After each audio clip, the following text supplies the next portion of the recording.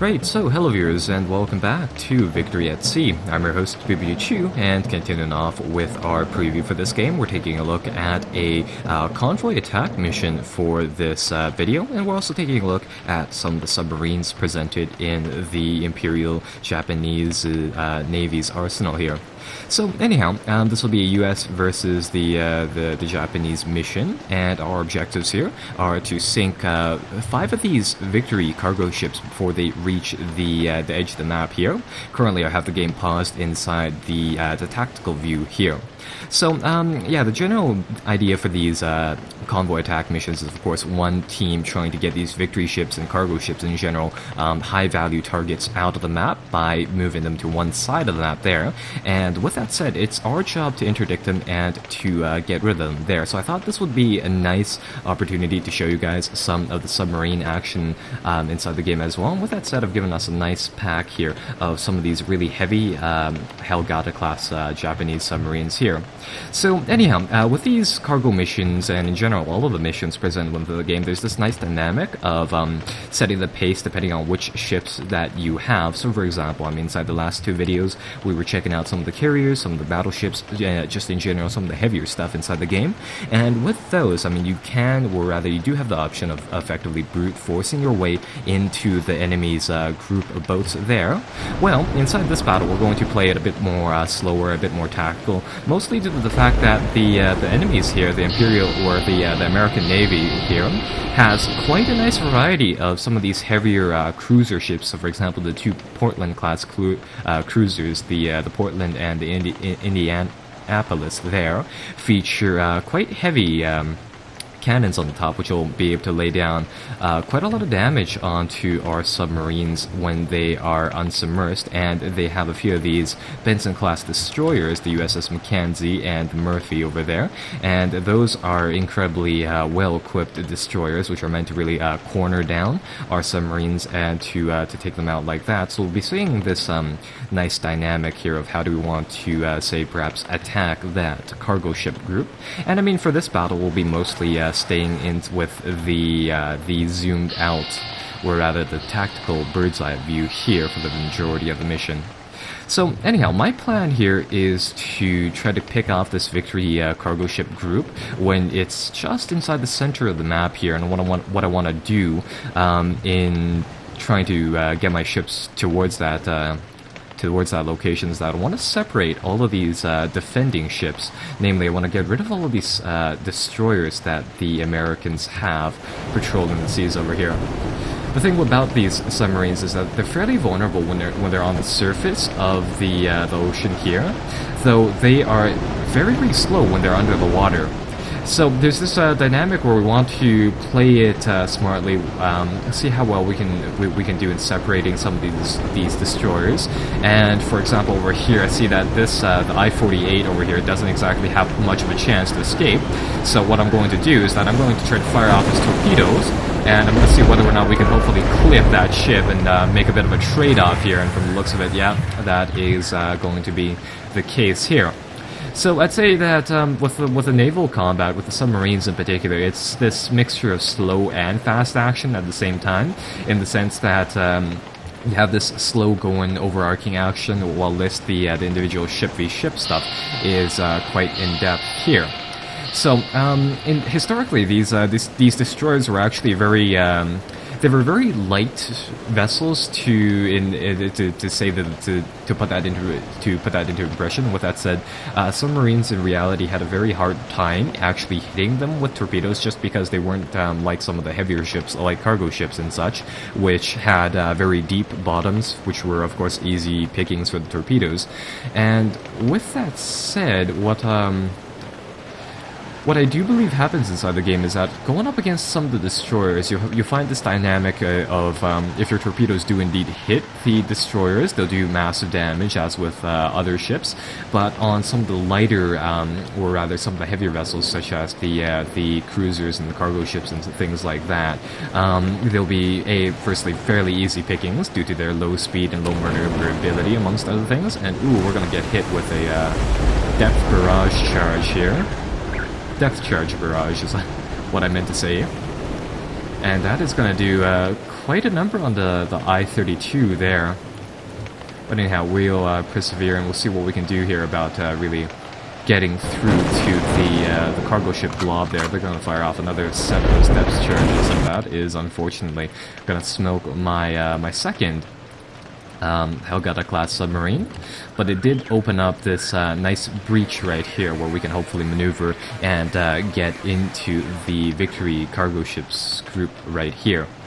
So yeah, there's this nice dynamic going on with the cargo ship missions. I mean, the game is, of course, slightly on the arcadey side, so with that said, we will, of course, suffer a few losses here and there during the course of the mission, but I think we have a solid chance for making a bit of a breach here, and we'll see what we can do about perhaps surfacing our two submarines, doing a bit of a fast close into that group of ships, while list, of course, staying outside of the guns that the Indianapolis and the other cruisers possess, and we might even try to sink those later on, seeing as how those cruisers and some of the battleships, amongst other ships, don't actually have depth charges, making them very, very lucrative targets for these submarines as well. So we'll see what we can do about that. Over here, I'm going to take a bit of a gamble with the I-22. I see that destroyer is going to catch up to me. So with that said, I'm going to try to just submerge it, hope that the enemy ship isn't inside, rather we're not inside their guns, and see whether or not we can do a bit of a burn towards that cargo ship blob right there. So anyhow, that'll be the general course of this particular mission. One thing that I should note is that at all times you can indeed see where all of the other enemy ships are present at, and what I rather, to put that in other words, when these submarines, of course, when they go under the underwater, they can indeed be seen by your enemy for intensive purposes all times. So that is one consideration that you kind of have to keep track of. They don't really go invisible or in any sense like that. They're more so just the submergible part is more so about going, say, under ships, or in my opinion, just in order to dodge, say, some of the heavier guns on the cruisers and battleships there. So there's that dynamic, and indeed the actual submerging thing doesn't appear to do anything to detection and stealth amongst other things there. Anyhow, currently though, it looks like we're making good progress on closing up on these Victory ships over here, and as you can see, I put the game time and weather settings on a nice rainy day with a bit of a dusk setting as well.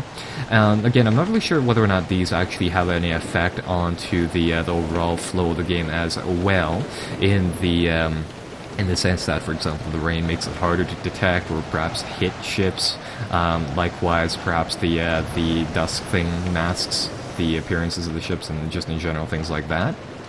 But anyhow, we're making good progress. We're closing up onto these cargo ships, so that's good. The AI seems to so far just put these on a linear path towards the end of the stretch here of land, and I guess it makes sense. These cargo ships are indeed pretty slow and unmaneuverable vessels, though they do have a nice set of secondary guns on them, and when they're in these cargo formation or these convoy formations, they can do a fair amount of damage onto the submarines, though I'd say they probably won't be able to sink them. I'm going to slow down the action right here to show you guys this. Yeah, our submarines fire off a barrage of 4 torpedoes, and that is just absolutely devastating if it hits a ship directly with all of those torpedoes. This one, from the looks of it, is going to miss on the rear two, but the forward two are definitely going to hit. Let's see how this works, and there is a chance of these torpedoes being,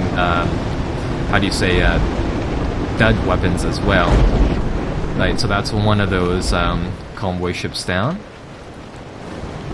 And I think that one was just beginning to fire off its rounds onto our submarines here. So that is definitely another thing for sure. Let's see what else we can do here. The thing about the Japanese submarines is that, well, they feature quite a lot of these forward torpedoes. They don't actually have anything on the aft of the ship. The German ones feature both like forward and back torpedoes, so it's rather nice where you can put them right into the middle of the swarm of convoy ships, and you can let out a truly devastating barrage on both ends, especially if you rather have a beefy enough submarines to surface, and then you can bring in, of course, the secondary turrets on the top of it as well. And I believe on the U-boats for the Germans, the top gun is actually an 88mm gun. I think historically they used it to effectively knock out the communications of these effectively wounded or mortally wounded ships at the very end of things, so that they don't broadcast where these submarines are going at the very end of things there. So, from the looks of it, this is actually going to be the very end of these cargo ships. So we'll see what we can do about finishing them off here. That destroyer is, of course, also just rapidly closing on our ships here. And from the looks of it, they're actually throwing down a few barrages of their own as well. So we'll see what we can do about that. In the meantime, I think I'll get the I-47 over here. To go for one of the Portland-class cruisers, and from the looks of it, these two ships seem to be just going full steam, unaware of what is happening to the rest of the convoy there, so I'm not really sure what they guys do in that regards. But anyhow, it works for us, so I guess we'll just go with it. Ooh, and yeah, it's taking a small amount of damage on the I-22 here. I think what we'll do is we'll fire off a barrage of torpedoes, I'll get the ship to go underwater. And this process of submerging the ship goes pretty fast. So get the ship to submerge. That should hide it from the destroyer's guns here. And with that said, the minute that we have another volley of these 4 torpedoes, we should be able to take down the last remaining cargo ship here and finish off the mission. Would have been nice to see some of the torpedoes go up against some of the heavier ships as well, but I think for the meantime we'll just finish off this last victory cargo ship and go on with it. Actually, right here might be a bit of a difficult situation. I see that wreck just in front of our line of attack here. And these will indeed block the torpedoes. I had the unfortunate experience of learning that inside one of my test games. Though, yeah, that is definitely going to connect, and that is going to finish off that victory ship there. So, I hope you guys enjoyed checking out some of the convoy attack missions here, along with the uses and namely the potential that these submarines have. And I hope you guys stick around for for some of the future previews, if you will, for Victory at Sea. And of course, be sure to like and subscribe as always. Bye bye for now.